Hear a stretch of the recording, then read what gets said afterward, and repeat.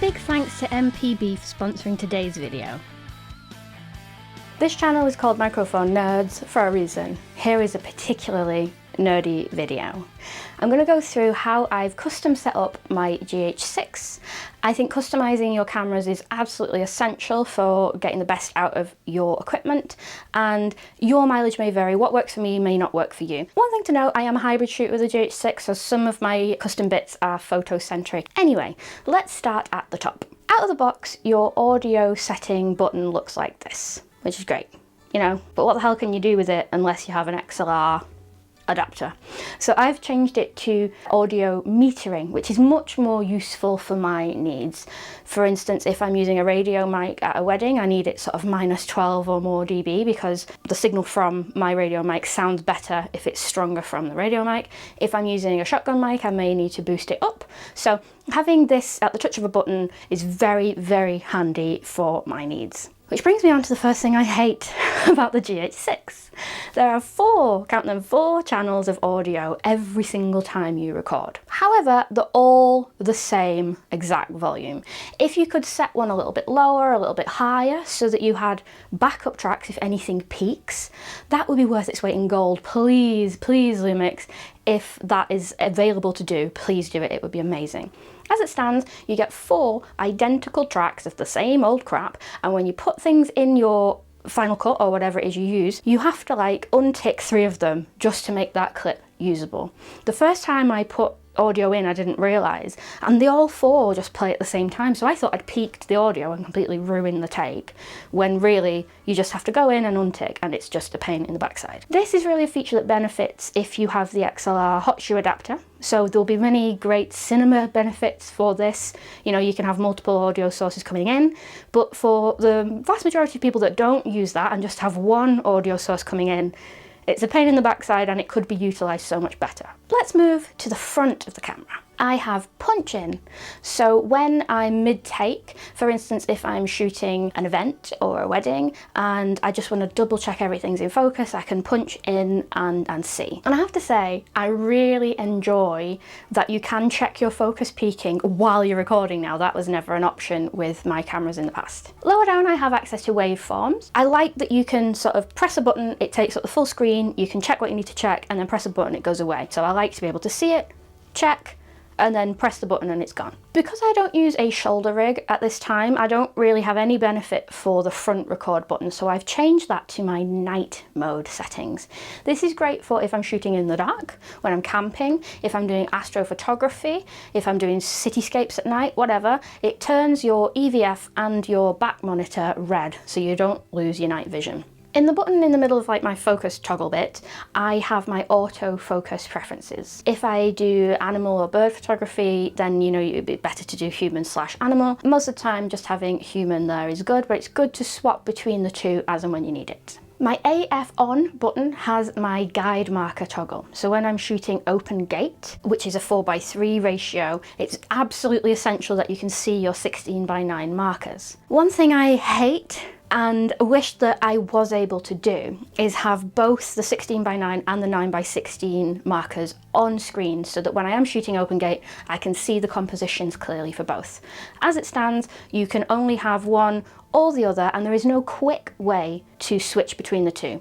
You have to sort of go into the menu, press set, find the different one, set it all up, and then turn it on or off. So at the moment, I'm just using 16:9 and I can toggle it off and on quickly. In my quick menu for video, I have my 7 most used video presets, and I keep it to 7 so that you don't have to scroll left or right to see any. It's just all at the bottom ready to rock. I have my 120p in 4K, I have my 60p in 4K, I have my super duper high quality 24p, I have 24p in HD for that super slow-mo, and I have a lower quality 24p as well. And then my final 2 settings in the video parts are my 2 open gate settings, so 24p and 60p respectively. Your dynamic range boost gives you the best low light performance, and you can use it up to anything up to 60p. So it's lovely, it's great, it works, it does the job, it makes everything high quality. Where it kicks you in the but is if you want to expose in Vlog, the lowest ISO that you can use for this feature is 2000. So it's great if you're already shooting in low light, but if it's a blooming summer's day in June, you know, it's getting the right ND filters on, making sure everything's exposed correctly. It's sometimes quite hard to wrangle when your ISO is as high as 2000. It's something we have to deal with because this feature is worth it. And sometimes your base ISO for video can be very high anyway, so it's not just a GH6 thing, it's just something that bugs me. And I'll be honest, sometimes having to toggle it on and off for 120p means I sometimes forget and leave it off, and then I've shot half a day without the benefit of it anyway. Honestly wish, if it's the best thing for the camera, you could just make it to be just always on for the settings that it works for, and always off for the settings that it doesn't work for, and you don't have to manually sort of do it every single time. Now, that was being a bit harsh. Here is something I absolutely adore about the GH6. It's like beyond love, it's like, it's up, it's in the next level to love. It's when you use a lot of different vintage or manual lenses, and every time you turn the camera on, it asks you about your stabilization settings and you have to press the focal length. Now we have presets, ladies and gentlemen, and you can label them. So my first 4 are for my Maker Cine lenses. So I just see sort of Maker 12mm Bosch, Maker 35mm Bosch. Easy. And then you can continue this trend all the way down if you use a lot of manual lenses. Prior to this, you had sort of 3 generic presets and you had to sort of manually type in whatever focal length you were using every time you switched the lens. So this is miles quicker. Thank you, Lumix, for this feature. Massive thank you to MPB for sponsoring this video. Now, on this channel, I will only shout about brands that I use myself and I love, and I absolutely love MPB. If you don't know, MPB is the world's largest platform to buy, sell and trade your used photo and video goods. I used them myself earlier this year when I upgraded to my GH6. I sold my Lumix S1 and my GX85 because you only need so many cameras, guys, and it was time to sort of let go of some equipment in order to fund some new purchases. So I got the quotes from them instantly online, they picked up the goods from me, and then a few days later I had all the lovely money in my bank, and then I put that towards my GH6. If you do want to buy from them, each piece of equipment comes with a 6-month warranty for a bit of peace of mind, which I think is wonderful. When you sell with them, you can either do it for cash or you can trade in your goods towards a purchase on their platform. So let me show you how it works, and I'm really going to do this. So this is my Weebill S, but I've recently upgraded to the Weebill 3, so I don't need 2 gimbals anymore. So let's go to the website, and there's a link in the description below if you want to check out anything for yourself. We go to Start Selling and Trading. And then we put in the model of what we want to sell, which is the Xeon Weebill S. Now I'm going to say it's good quality because there's quite a bit of cosmetic wear and tear, and I don't tend to be a princess with my equipment, so I'm going to say good, but they will assess it. So if you're off on this, they will contact you and let you know. Then you just press add, and then you can add some more things to sell, or you can see if you want to exchange it for something. I'm just going to leave it as it is for now. Then you put in your details and then press get your quote. Quick as that. So let's see what they will give me. 130 quid for it, which I think is really good because it's literally just going to be sat here doing nothing otherwise because I've got the new Weebill 3. So if you want to see what MPB can do for you, check out all of the information in the link below, and thanks once again to them for sponsoring this video. Back to custom buttons, which is what this video is about. My delete button. When you're in record mode, you don't need a delete button. It's a waste of space. And I never use my delete button anyway because I'm so paranoid that I'll accidentally press like delete all. So don't use the delete button for delete. I've got this set up for my bracketing settings. So if I'm shooting sunrise, for instance, and I want to make sure I've got all the dynamic range I need for photography, I can get my bracketing settings very quickly and posh, posh, posh, posh, posh, done. The middle joystick. This is a contentious point sometimes. Some people rave about the joystick. Since the GH5, people live it, breathe it, swear by the joystick. I have never used it once in my entire life. My stupid hands are too small. It's just useless to me. I just ignore it. So I've actually changed it from being a joystick to just being one big blooming function button. And the function button is, drumroll, silent shutter mode.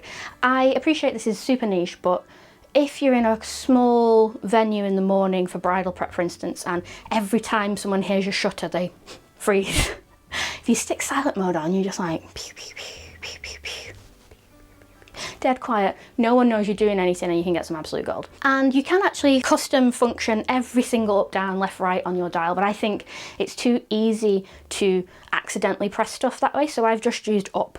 And when I press up, I get the toggle between Cine Like D and Vlog, which leads me to hate number 5. As a hybrid shooter, this is the thing that makes me angry the most.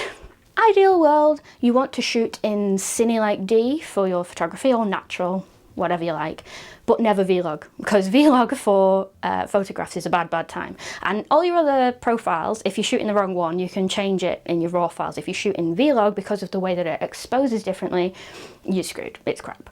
And then ideally, you want to use all of your video in Vlog so you can get the most push and pull out of your files. Great. If I'm shooting a hybrid wedding for my sins, it's a really hard job to do, but I do it sometimes, which means most of the day it's necessary for me to be in aperture priority or shutter speed priority, and then I press my record button on the top if I want to shoot video. And it's great in the sense that it will default to your previous settings, but it will not change your photo profile. So I wish you could just press a button inside the camera that said, whatever I'm shooting video is always Vlog and nothing else, and whatever I'm shooting photos is always Cine Like D and nothing else. Another thing that you can do to customize, which is quite nice, is in your photo profile settings you can turn a bunch of them off. So I've got rid of them all. Who the bloody hell needs vivid? Who? What are you going to shoot that with? Who needs portrait mode? Nobody does. Just give me Cine D, natural and Vlog and I'm done. So my menu is stripped down, and I do appreciate that I don't have to sort of look between 25 different options just to find the 2 that I use. But toggling between the 2 is annoying. I hope that makes sense and I've not rambled. So back to something I love about the GH6, and that is Custom 4. I've mentioned it a few times in prior videos, but I don't think I've properly explained it. Custom 4 is basically a better way to visually represent your favorite custom settings, and you can change everything from your default shutter speed to Vlog or Cine D and your codecs, etc. And you can type them all out. So instead of seeing a teeny tiny little box that's like, is that HD 60p or is that 4K 60p? It's like, it's spelled out for you. So here are the ones that I use. It's basically the same 7 that I use in my favorites menu. What I like about Custom 4 is if I'm shooting just video, I can change not only 60p to 120p, but it will automatically default to the shutter speed that I've set as well. And it just speeds up the whole process of dialing in your settings quickly when you change between the 2. So that's how I customise my GH6, and some things I love and some things I hate in my journey so far with this camera. What do you love and hate if you have it? And if you can help me with any of my quandaries, do let me know.